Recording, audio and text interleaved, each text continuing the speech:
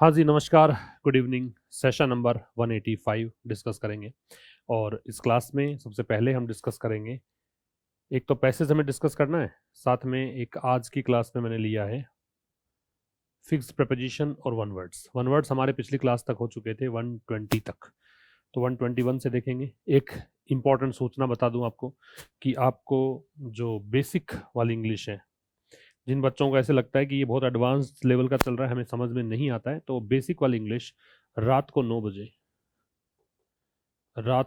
बजे आप क्लास देख सकते हैं। न्यूज़पेपर रीडिंग फॉर बिगिनर्स के नाम से एक सेशन चल रहा है, ठीक है। मंडे टू फ्राइडे हम उस सेशन को करेंगे। फिलहाल 9 बजे का टाइम मैंने इसका रखा है, तो 9 बजे आप इसको देखें। इस सेशन को देखकर अगर 1 से 2 महीने तक देखोगे तो आपको चीज़ें क्लियर हो जाएंगी। फिर ये 5 वाला सेशन भी आप कंटिन्यू कर सकते हैं, ये समझ में आएगा आपको, ठीक है। इसके अलावा आरएएस के विद्यार्थियों के लिए इंग्लिश मास्टर चैनल पर वीडियोज चल रहे हैं। वीक में 3 वीडियोस वहाँ पर बेसिक इंग्लिश के चल रहे हैं। वो वीडियोस भी इंपॉर्टेंट है, हालांकि है तो एक्सक्लूसिवली आरएएस के, लेकिन फिर भी आप अगर बेसिक्स जानना चाहो तो वहाँ पे भी आप ये क्लासेस अटेंड कर सकते हैं। पेड कोर्सेज के लिए आशीष क्लासेस एप्लीकेशन, इस एप्लीकेशन पर पेड कोर्सेज उपलब्ध हैं। पेड कोर्सेज में एक कॉम्प्रीहेंशन का बैच फिलहाल चल रहा है और एक अपना आरएएस का बैच चल रहा है, तो ये आप एक्सेस कर सकते हैं। तो चलिए स्टार्ट करते हैं आज की क्लास। पहले पैरा ये देख लेते हैं, वन वर्ड्स। पहला है गैरिसन।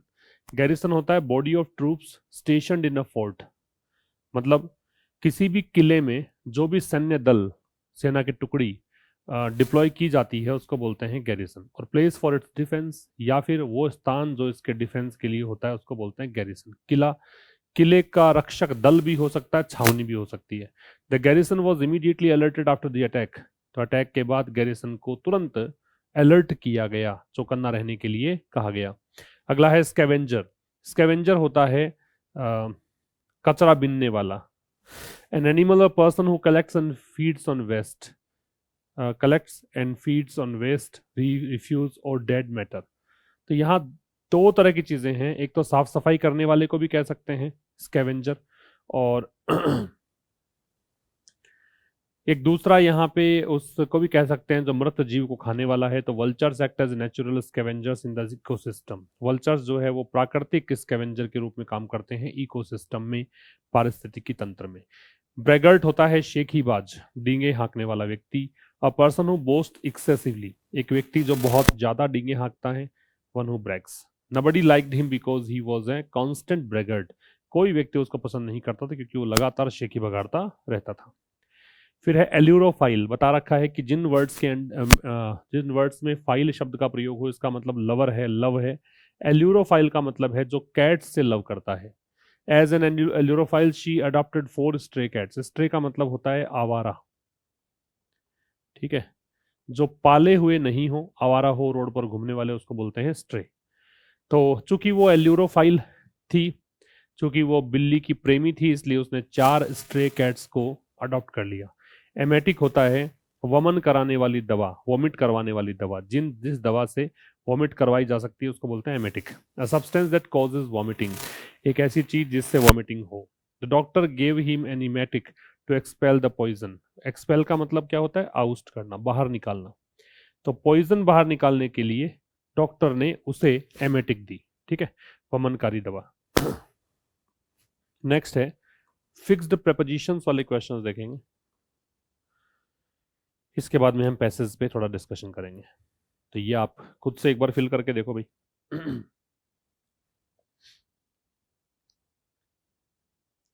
देखो, काइंड के साथ में 2 चीजें हो सकती हैं। अगर आप काइंड किसी के प्रति हैं तो आप लगाएंगे काइंड, ठीक है। और काइंड आप किसी, मतलब ऐसे कहे कि दयालुता मतलब है, जनरली इसमें इट आता है पहले, ठीक है। ऐसे केस में लगाते हैं ओ, इसका मतलब तो होता है दयालुता, और इसका मतलब होता है के प्रति दयालु होना। के प्रति दयालु होने को बोलते हैं काइंड टू। जैसे मैं कहूं कि आप मेरे प्रति बहुत दयालु हैं तो you are very kind to me. मैं ये कहूं कि ये आपकी दयालुता है कि आप हमारी सहायता करते हैं, तो it is very kind of you that you help us. इस प्रकार से वाक्य बनते हैं इसमें। फिर है 138, this is an outlook born. ये एक ऐसा नजरिया है जिसका जन्म यहाँ, सॉरी, पहले ये रह गया। Can you request her to accompany, accompany में कुछ नहीं आता, अकम्पनी का मतलब साथ देना है। अकम्पनी एक ट्रांजिटिव वर्ब है, इसके बाद ऑब्जेक्ट नहीं आता है, सॉरी ऑब्जेक्ट आता है, प्रेपोजिशन नहीं आता है। इसका ट्रांसलेशन ये है कि क्या आप उससे निवेदन कर सकते हैं कि वो मेरे साथ ऑफिस जाए। This is an outlook born of, किसी से जन्म होना, पेरेंट्स होता ना अगर यहाँ पे तो बोर्न टू होता, बोर्न टू पेरेंट्स होता है, और वैसे बोर्न ऑफ समथिंग होता है। किसी चीज से जन्म हुआ है तो बोर्न ऑफ, पेरेंट्स की बात की गई हो, इनके यहां जन्म हुआ है तो टू। नेक्स्ट है फॉर्चून स्माइल्ड, स्माइल में ऑन लगता है अगर मुस्कुराना अर्थ हो तो। वैसे तो देखो लाफ के साथ, स्माइल के साथ, चकल के साथ, जियर के साथ, स्कोफ के साथ, ऐसे तो हम यूज करते हैं एट। लेकिन अगर स्माइल के साथ ऑन लगा है तो ये होता है भाग्य का मेहरबान होना, फेट के लिए आता है, लक के लिए आता है। अगर भाग्य मुस्कुराया है तो ऑन लगेगा, वरना एट का प्रयोग किया जाता है, नोट कर लेना, इंपॉर्टेंट है। तो भाग्य हम पर मुस्कुराया या भाग्य हम पर मेहरबान हुआ और हमने लॉटरी जीती, ये इसका ट्रांसलेशन है। ठीक, नेक्स्ट है I am content, content with होता है, संतुष्ट होने के अर्थ में है। तो ये कुछ वर्ड्स याद रखेंगे आप, प्लीज्ड हो, ग्रेटिफाइड हो, या सेटिस्फाइड हो, या कंटेंट हो, इन सब के साथ में विद का प्रयोग किया जाता है। इनका मतलब होता है संतुष्ट होना। ठीक, इन सब में विद लगता है। अब आप देखिए पैसेज में कुछ क्वेश्चंस हमें डिस्कस करने हैं, तो एक बार कीवर्ड्स पकड़ने की कोशिश करते हैं। Why does the editorial describe the 27th constitutional amendment as an indirect coup? coup का मतलब षड्यंत्र होता है, तख्ता पलट होता है, तख्ता पलट मानिए। तो एडिटोरियल जो 27वां संविधान संशोधन हुआ है, पाकिस्तान में संविधान संशोधन हुआ, उसकी बात कर रहा है, उसको अप्रत्यक्ष तख्ता पलट क्यों कह रहा है। ठीक है, तो यहाँ पे जब इनडायरेक्ट कू आएगा ना, वहां पे रुक के एक बार इसका आंसर कर लेंगे हम। दूसरा है यहाँ, what is the main consequence of creating the post of chief of defence forces. एक नई पोस्ट यहाँ पे सर्जित की गई है पाकिस्तान में, चीफ ऑफ डिफेंस की, और इस पोस्ट को क्रिएट करने से क्या मुख्य दुष्परिणाम हो सकता है, कॉन्सिक्वेंस होता है नेगेटिव रिजल्ट, वो बताना है। Which of the following power is significantly granted to 5 star officers under the amendment. तो संशोधन यहाँ पे किया गया है, उसके तहत जो 5 स्टार ऑफिसर्स होते हैं उनको कौन सी शक्ति दी जाती है। फिर है कि कंसोलिडेटिंग पावर का क्लोजेस्ट मीनिंग क्या है, तो कंसोलिडेट क्या होता है वो देखना है। एक है एडिटोरियल का टोन कैसा है। ठीक है, ये 5 क्वेश्चंस हैं, पढ़ना स्टार्ट करते हैं। सबसे पहले एडिटोरियल किस बारे में है वो आपको यहां परिचय मिल रहा है। The editorial discusses Pakistan 27th constitutional amendment. Editorial discuss करता है पाकिस्तान का 27वां संविधान संशोधन, which has dramatically increase the power of the military, जिसने, किसने, कॉन्स्टिट्यूशनल अमेंडमेंट ने नाटकीय अंदाज में, ड्रामेटिकली एडवर्ब है, नाटकीय अंदाज में जो मिलिट्री की पावर है उसको बढ़ा दिया है, और विशेष करके स्पेशली मतलब पर्टिकुलरली जनरल आसिम मुनीर की पावर को बढ़ा दिया है, द करंट आर्मी चीफ, जो वर्तमान में आर्मी चीफ है। ठीक है, ये हम डिस्कस करेंगे। तो चलिए स्टार्ट करते हैं आज का सेशन। देखिए, पावर ग्रैब, पावर ग्रैब का मतलब होता है सत्ता हथियाना, सत्ता हथियाना।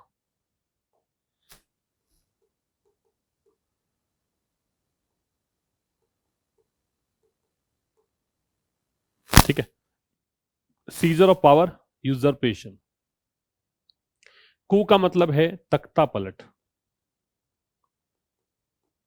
ओवरथ्रो या टेक ओवर। बैकफायर का मतलब है नकारात्मक प्रभाव पड़ना। इसको तो वैसे याद कर लो तुम, फायर करते हो तो सामने वाले पे फायर होता है, शूट करते हैं, और वो बैक फायर हो, आप गोली मार रहे हो दूसरे को, गोली आके लगी खुद को, तो नेगेटिव रिजल्ट मिल गया ना उसका। पुल द स्ट्रिंग्स का मतलब होता है नियंत्रित करना, विशेष करके गुप्त रूप से नियंत्रित करना, पर्दे के पीछे से नियंत्रित करना।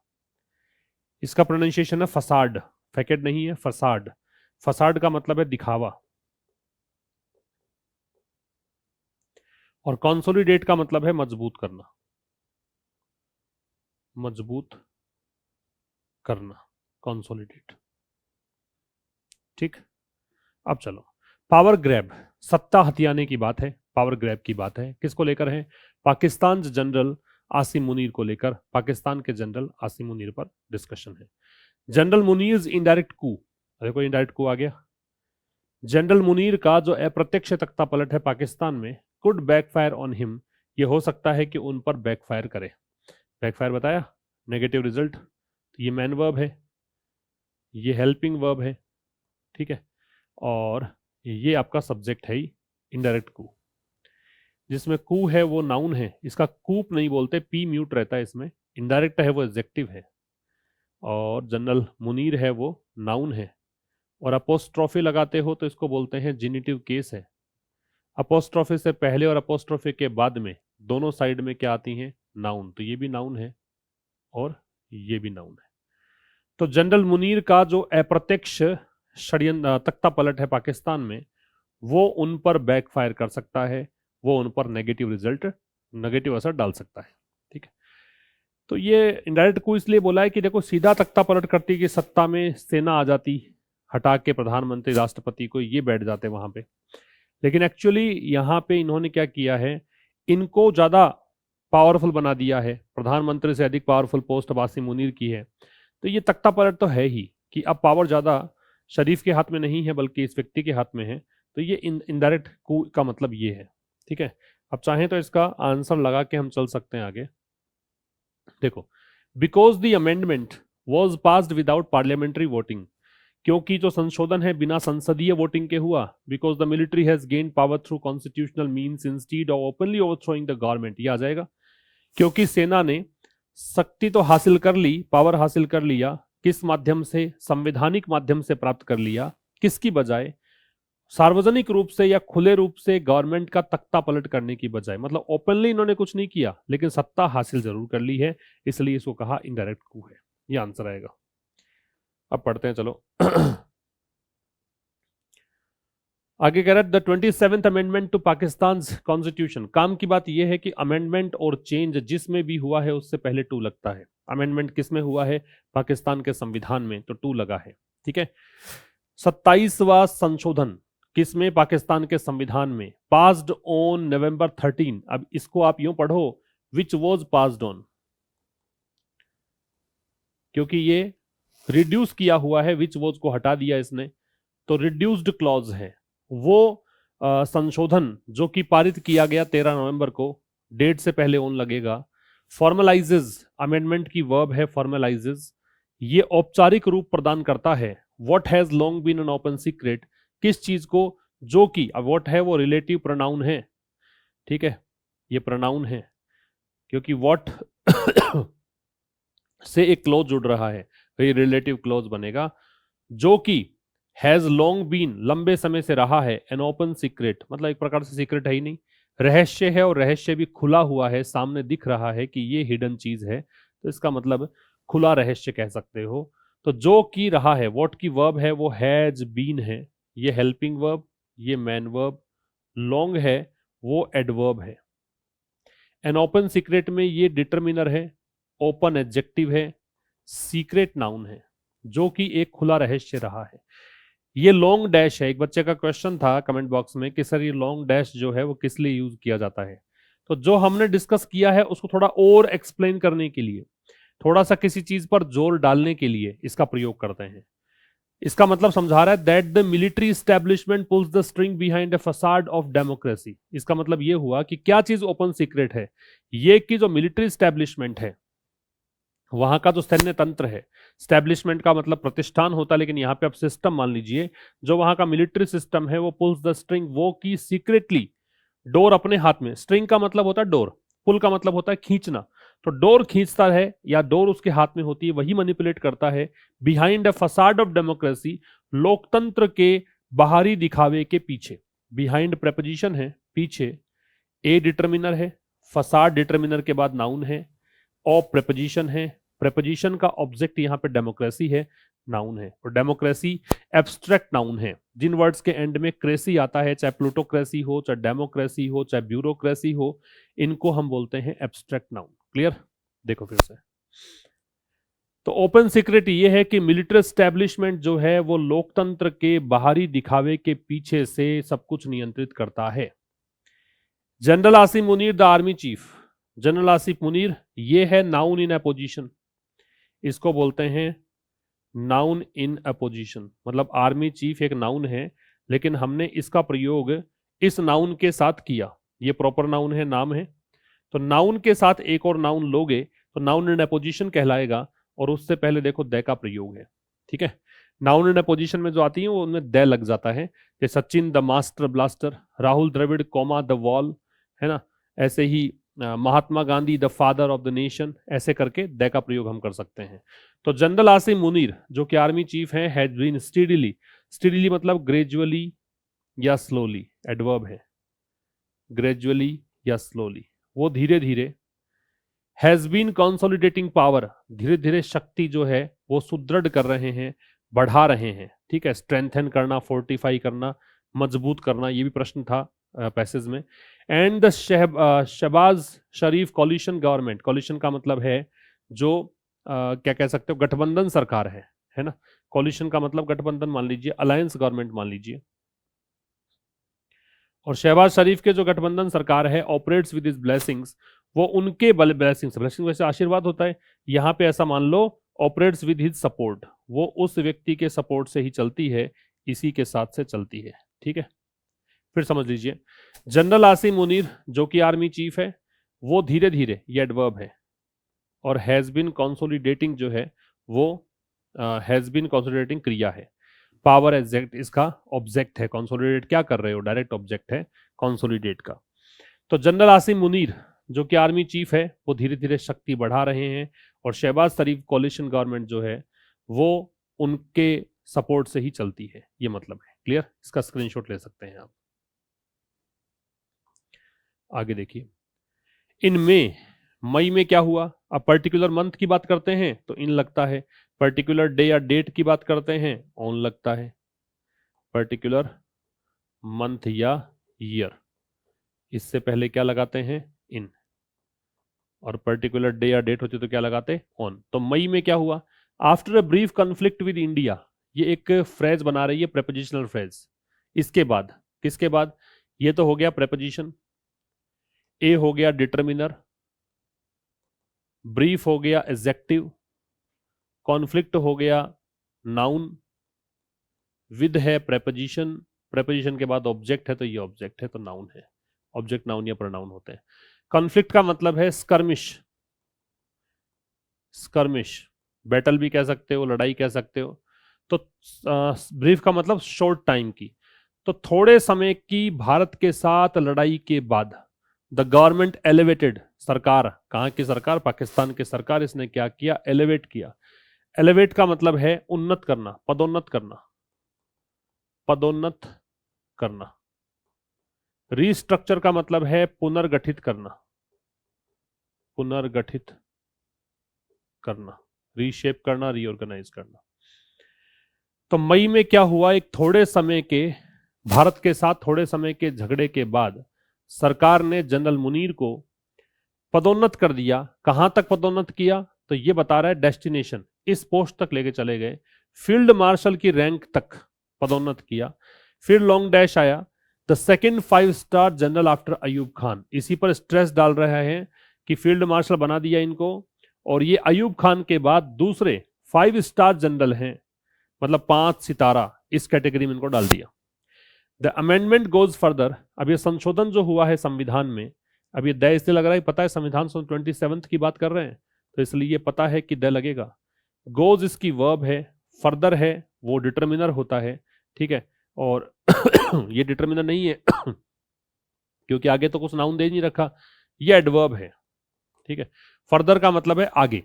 अब ये संविधान संशोधन और आगे जाता है, क्या करते हुए जाता है, तो आईएनजी बीच में आया तो प्रेजेंट पार्टिसिपल इसको बोलेंगे।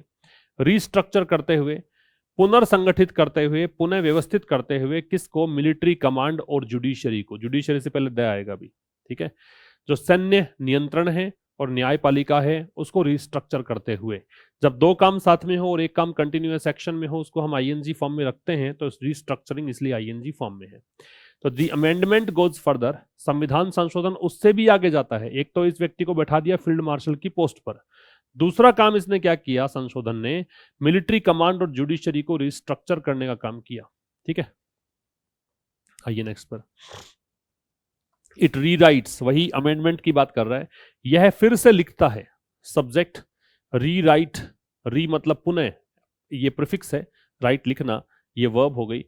ये आर्टिकल 243 जो है पाकिस्तान के संविधान का, उसको फिर से लिखता है, ये ऑब्जेक्ट है इसका। ठीक है, इंट्रोड्यूसिंग प्रेजेंट पार्टिसिपल हो गया। अ पोस्ट, एक पोस्ट को इंट्रोड्यूस करते हुए, फिर लॉन्ग डैश लगाया, इसी को एम्फेसाइज कर रहा है कि पोस्ट है क्या, थोड़ा एक्सप्लेन कर रहा है आगे। चीफ ऑफ डिफेंस फोर्सेज, 243 में संशोधन करते ही एक पोस्ट यहां पे सृजित हुई चीफ ऑफ डिफेंस फोर्सेज की। Who will exercise authority, who यहां पे आ गया रिलेटिव प्रोनाउन जो चीफ ऑफ डिफेंस फोर्सेज के लिए आ रहा है।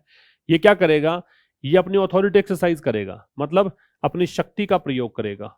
शक्ति का प्रयोग करना, शक्ति का प्रयोग करना, तो ये अपनी शक्ति का प्रयोग करेगा over the army, navy and air force. किस पर, अथॉरिटी किस पर चलाएगा, ये प्रेपोजिशन है। प्रेपोजिशन का ऑब्जेक्ट ये सब है। वैसे तो तीनों से पहले द लगना चाहिए, द नेवी, द एयरफोर्स। यहां द आर्मी से पहले है, इसने क्या किया, कॉमन ले लिया इसके अंदर कि ये द लगाने की जरूरत नहीं है, लगाने की जरूरत, वरना तीनों से पहले द लगता है, सेना के तीनों अंगों से पहले। अब ये जो साइन है इसको हम बोलते हैं सेमी कोलन। अब ये भी थोड़ा सा आगे समझाएगा बात को, फिर समझो। ये जो संविधान संशोधन है वो रीराइट करता है आर्टिकल 243 को पाकिस्तान के कॉन्स्टिट्यूशन का, इंट्रोड्यूस करते हुए एक पोस्ट को। पोस्ट का नाम है चीफ ऑफ डिफेंस फोर्सेज, और ये जो व्यक्ति है चीफ ऑफ डिफेंस फोर्सेज, ये क्या करेगा, अपने अधिकारों का प्रयोग करेगा, अपनी शक्ति का प्रयोग करेगा। याद रखो एक नया वर्ड यहाँ पे विल्ड है। विल्ड मतलब पावर इस्तेमाल करने के लिए, यूज पावर की जगह ज्यादा बढ़िया रहता है, विल्ड लगाओ, ये क्लोज टेस्ट में बहुत काम आएगा आपके। ठीक है, तो ये अपनी अथॉरिटी एक्सरसाइज करेगा किस पर, इन तीनों पर। The army chief will also serve as the chief of defence forces. ये आर्मी चीफ जो है, ये सब्जेक्ट है, ये हेल्पिंग वर्ब है, ये मैन वर्ब है, सर्व के साथ एज लगता है, ऑल्सो एडवर्ब है जो मैन वर्ब से पहले आता है। ठीक है, तो ये आर्मी चीफ जो है वो चीफ ऑफ डिफेंस फोर्सेज के रूप में भी सर्व करेगा, इस के रूप में भी सर्व करेगा। ठीक है, इट ऑल्सो क्रिएट्स, ऑल्सो का प्रयोग मैन वर्ब से पहले, तो फिर देख लो ये मैन वर्ब, ये ऑल्सो, ये subject. The post of commander of the national strategic command, अब नेशनल स्ट्रेटेजिक कमांड जो एनएससी है उसके कमांडर की पोस्ट भी ये क्रिएट करता है। संविधान संशोधन के लिए आ रहा है। टू ओवरसी, क्या करने के लिए, ओवरसी करने के लिए। ओवरसी का मतलब होता है निरीक्षण करना, निरीक्षण करना। किसका निरीक्षण, न्यूक्लियर एंड स्ट्रेटेजिक असेट्स, जो परमाणु और रणनीतिक संपत्तियां हैं, असेट्स हैं, उनकी निगरानी करने के लिए, निगरानी करना, ये ओवरसी है। इट की वर्ब ये क्रिएट्स, क्रिएट का ऑब्जेक्ट ये पोस्ट। पोस्ट किसकी है, commander of national strategic command. किस लिए किया है, ये पर्पस बता रहा है। पर्पस बता रहा है तो इन्फिनिटिव लगाया है टू के साथ बेस फॉर्म। ओवरसी क्या करना है इस चीज को, ये इन्फिनिटिव का ऑब्जेक्ट है, nuclear strategic assets. The commander will be appointed by the prime minister. ये कमांडर जो है सब्जेक्ट, इसको अपॉइंट किया जाएगा। ये verb passive voice, future simple का पैसिव है। किसके द्वारा, प्राइम मिनिस्टर के द्वारा। प्राइम मिनिस्टर से पहले दे लगेगा, अगर नाम साथ में होता तो दे नहीं लगता। On the army chief recommendation, किसकी सिफारिश पर, आर्मी चीफ की सिफारिश पर। कमांडर की नियुक्ति की जाएगी प्रधानमंत्री के द्वारा, आर्मी चीफ की सिफारिश पर। मोस्ट स्ट्राइकिंगली, सबसे ज्यादा जो नोटिस करने योग्य बात है, तो रिमार्केबली, नोटेबली, उल्लेखनीय कह सकते हो, सबसे उल्लेखनीय जो बात है। इम्यूनिटी का मतलब सुरक्षा होता है, और इंपीचमेंट मतलब महाभियोग होता है। पोस्ट से हटाने की प्रोसेस को बोलते हैं इंपीचमेंट। तो कमांडर जो है उसको अपॉइंट किया जाएगा प्राइम मिनिस्टर के द्वारा। किसके रिकमेंडेशन पर, आर्मी चीफ के रिकमेंडेशन पर। मोस्ट स्ट्राइकिंगली, सबसे उल्लेखनीय बात है, the amendment offers life long immunity. ये जो अमेंडमेंट है, संशोधन है, फिर दे लग रहा है क्योंकि 27 की बात कर रहे हैं, निश्चित है। ये ऑफर करता है, ये वर्ब हो गई। लाइफ लॉन्ग इम्यूनिटी मतलब पूरे जीवन काल में सुरक्षा प्रदान करता है। किससे सुरक्षा? जहां से मिलेगी, प्रोटेक्शन फ्रॉम होता है। सुरक्षा मिलेगी क्रिमिनल प्रोसीडिंग से। प्रश्न था कि ये जो एक इम्यूनिटी किस बात की इम्यूनिटी है, तो इम्यूनिटी है कि आप पर कोई भी न्यायिक मतलब क्रिमिनल प्रोसीडिंग्स नहीं चल सकती, आपराधिक कार्यवाही नहीं चल सकती टू एनी ऑफिसर। ये किसको देता है? ये देता है उस ऑफिसर। टू देखो दिशा के लिए आ रहा है, यहां पहुंच रही है ये पावर पहुंच रही है किसी भी ऐसे अधिकारी के पास। ये एनी जो है ये एन का ही काम कर रहा है, किसी भी ऐसे अधिकारी के पास जो एलिवेटेड हो, जो प्रमोटेड हो इस रैंक पर। करंटली वर्तमान में जनरल मुनीर की बात कर रहा है। As well as the president, साथ में राष्ट्रपति के पास भी यह सुविधा है कि क्रिमिनल प्रोसीडिंग्स नहीं चल सकता। 5 star officers will remain in uniform. 5 stars officers, ये जो देखो इसमें ये नंबर है,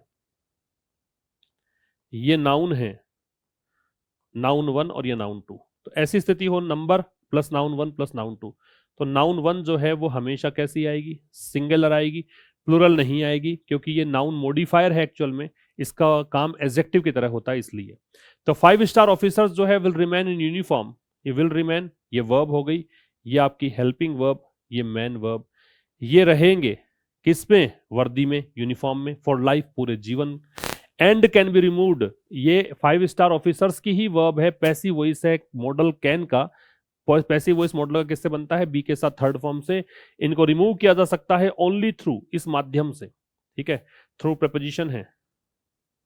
और प्रेपोजिशन की विशेषता बताए वो भी एडवर्ब होता है, ठीक है, याद रखें। एडवर्ब किसी की भी विशेषता बता सकता है नाउन प्रोनाउन को छोड़कर। तो ओनली थ्रू, केवल इस माध्यम से। किस माध्यम से? इंपीचमेंट के माध्यम से। इंपीचमेंट महाभियोग होता है, ये रिमूवल प्रोसीजर होता है। लाइक प्रोसेस अंडर आर्टिकल 47, जैसे कि इनके संविधान के अकॉर्डिंग आर्टिकल 47 के अधीन जो प्रोसेस है उसके थ्रू इनको हटाया जा सकता है। ये था आज के इस सेशन में। अब आप ये मैच द कॉलम एक्सरसाइज करिए। देखिए, एलिवेट, एलिवेट का मतलब to raise someone to a higher rank, D. Advice, official suggestion और काउंसिल, सलाह, E. Prosecution, prosecution, legal action taken against someone, अभियोग। Immunity, protection, consolidating, strengthening. ये आंसर आए। और अब चलिए पैसेज पर। पहला क्वेश्चन हम कर चुके थे। दूसरा था कि क्या कॉन्सिक्वेंस हो सकता है, क्या दुष्परिणाम मिल सकता है इस पोस्ट को क्रिएट करने से। It separates the power of army, navy and air force, क्या ऐसा है कि अलग अलग करता है इनकी शक्तियों को। It places the 3 services under an independent civilian authority, क्या ऐसा है कि ये 3 सर्विसेज जो है एक स्वतंत्र सिविलियन अथॉरिटी के अंतर्गत आ जाएगी। It centralises control of all military wings under the army chief, ये क्या करेगा कि जो कंट्रोल है सभी आर्मी चीफ का, जो कंट्रोल है अलग अलग विंग के, वो सारे के सारे किसके अधीन चले जाएंगे? एक व्यक्ति के अधीन। तो ये आपका आंसर आएगा। और ये तो बता ही नहीं रखा था कि प्रेसिडेंट के रोल को वीकन करेगा, कमजोर करेगा। एक पूछा है कि which of the following powers is specifically granted to 5 star officers. तो lifetime immunity from criminal prosecution, कि इन पर कोई भी आपराधिक अभियोग नहीं चलाया जा सकता, ठीक है, ये हो गया। और एक है कंसोलिडेटिंग, क्या होता है? Strengthening and centralising control. और what is the tone of the editorial? Tone है क्रिटिकल एंड कॉशनरी, क्योंकि बताया ना कि ये दुरुपयोग होगा सत्ता का, ये ओवरथ्रो किया है, कू का प्रयोग किया है, ये सब नेगेटिव वर्ड्स का यूज किया, तो क्रिटिकल तो होना ही चाहिए। तो फिर यही एक ऑप्शन बैठता है। तो ये था आज के सेशन में। 185th सेशन हम डिस्कस कर चुके हैं। कल मुलाकात होगी ठीक शाम 5 बजे। तब तक के लिए नमस्कार। Thank you very much.